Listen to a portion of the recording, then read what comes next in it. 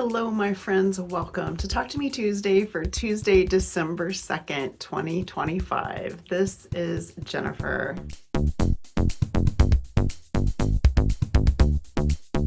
Right up top, I want to say happy birthday to my son. It is his birthday, and he's actually out of town, but we will celebrate when he gets home, and I am very excited to get to do that. So, big happy birthday to him.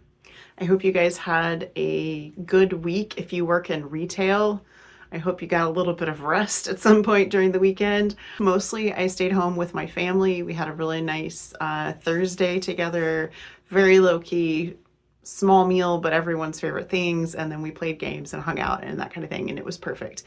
And then I did some thrift shopping with my eldest child on Friday, which was really fun. Found a new local restaurant that we hadn't tried before, which was wonderful. And then Saturday, my husband and I did a little bit of also local shopping, which was really fun. I have sort of pledged myself, not even sort of, I have pledged myself since the beginning of January to shop small. And I have been avoiding large retailers all year long. And I can't tell you guys how good it feels to know that I'm supporting my local economy as opposed to like Amazon. So whatever you guys are doing for the holidays, I hope you can do some handmade things and maybe shop from some of your small local shops. I did not sew at all until Sunday, and then I spent almost all day in my sewing room. It was a wonderful, just relaxing day and really fun, kind of starting to get in the festive mood. I already started with my tree skirt that I finished and showed you guys last week, but now I have been working on some other things. I had already showed you guys the little reindeer from Urban Threads. I did get little hangers on these guys, and that's just super simple. I just looped it on. This will be a gift for someone who lost their home. They are collecting Christmas ornaments, so I am sending a couple this week. I'll have those in the mail probably tomorrow. And then I made this one as well. This one is made from leftovers from my tree skirt. I did have one that was a bit of a disaster that I meant to show you guys today, but my fabric recycling through Ridwell was yesterday, and so all of my scraps are gone. So if you have access to that, Ridwell is fantastic, and you can recycle fabric scraps with them. So I just keep an ongoing bin that I empty every 2 weeks. So anyway, I pulled some scraps out of there. My first tree was just, it wasn't good.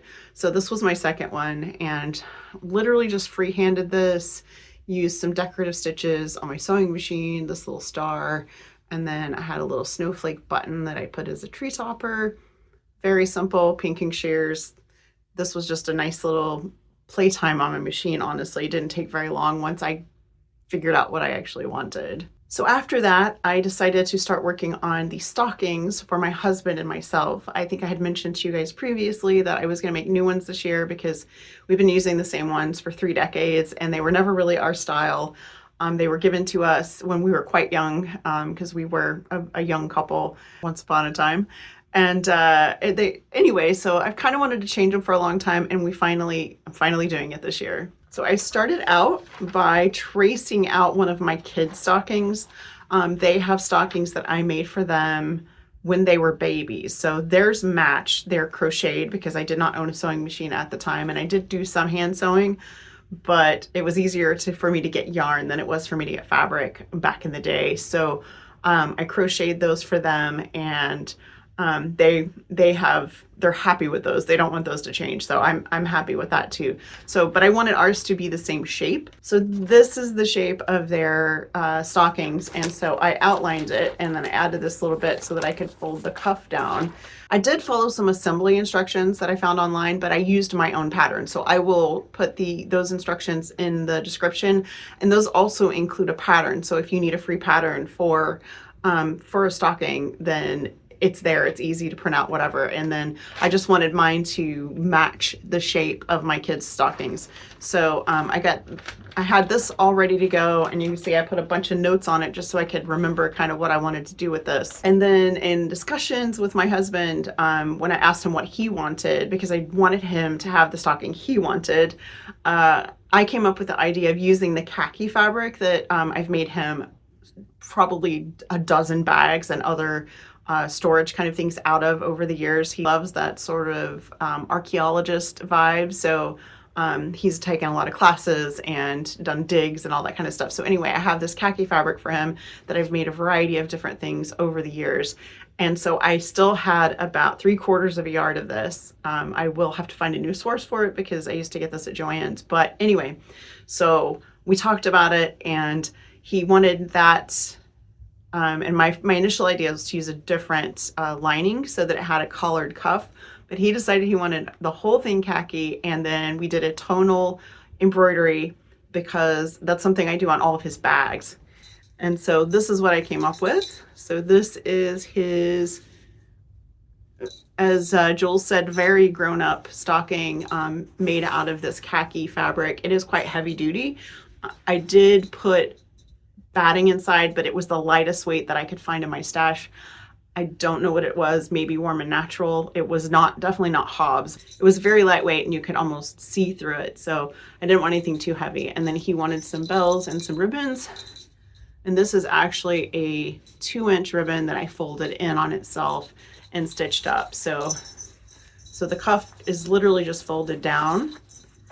You can see the cuff. I just made it flare here a little bit so that I could fold it. And then inside the back of the cuff, I just put a little maker's mark because I wanted to make sure that I kept track of when I made this. And it's nice and wide so that he can get his man paws inside because he has quite large hands. Mine are actually pretty small. So that was his, and very happy with that way it came out. I was super excited to get to show it to him. And then I had a couple of ideas for mine. So my initial thought was red and white because red is my favorite color, as you've probably noticed. And I toyed with the idea of using this fabric because this is my sewing room fabric. But then I decided I wanted something that goes more with my living room as opposed to my sewing room. And our living room is like all like a warm colors, so like creams and browns, and we have like a lot of maps hanging on the wall and that kind of stuff. And so this will be perfect. It's like definitely that vibe. We even have a couple throw pillows made out of this fabric. And then I was digging through my stash, and then I came across this fabric that Jules had brought me back from Tokyo, and it was absolutely perfect, exactly what I wanted. And so I went with it. So this is mine. There are no bells on mine, so it's much quieter. And this button fabric came from Tokyo. As I said, Jules brought this back for me. And then I added a few buttons here and there so that it has some 3D buttons. And I think I did 8 or 9 total. And then my cuff is from my fat quarter bundle that I bought in 2020, I think, or maybe 2021.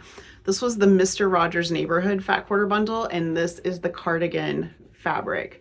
I thought it was absolutely perfect, and it also added a little bit of just like, almost like a little secret. And this was only a fat quarter, so it goes down to about here, and then it has this fabric again, because it wasn't enough to do this shape. So I just did like the top up. And then my hanger is actually the Riley Blake tie off of this fat quarter bundle, because I felt like that was appropriate for mine. And again, same exact pattern, same shape, same batting, brand new stocking that is very seamstress quilter coated, and I love it. I love this fabric from Jules. It's the same front and back, and just the fact that my best friend brought this back from Japan for me makes it a little extra special. So as I said, I only sewed on Sunday, so that is everything I have to share with you guys. I don't know what's next. I do have a couple of gift ideas, and I have like some clothes I still need to alter. I have a pair of jeans that I thrifted that I love the way they fit, but they are too short for my legs, so I'm going to extend the hems down a little bit. I've already actually taken the hems out and they're still too short, so I'm going to add a little bit of extra fabric to those maybe this week if I have time, and then we'll see. I do expect I'll be doing some other stuff as well. I've got some end of year stuff to wrap up for Fandom and Stitches. The end of the Gilmore Girls quilt along is coming in this month. I think we've got 3 weeks left. That if it's not 3 weeks, I will put it here. Hopefully it's 3 weeks. And then all of those have been scheduled for months. So I do all of our events before the event even starts, because I want them to go and post seamlessly without any concern for what might happen in my regular life. So that'll be coming up, and then Fandom and Stitches will be taking the rest of December off. I'm not doing anything else this month for Fandom and Stitches except for just the following up on the Gilmore Girls. Like I said, that is already all written, ready to go. So I'll just kind of keep an eye out to make sure that goes smoothly. And that's it.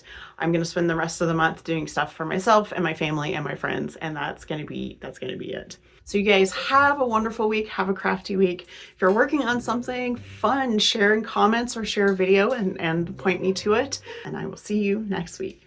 Bye.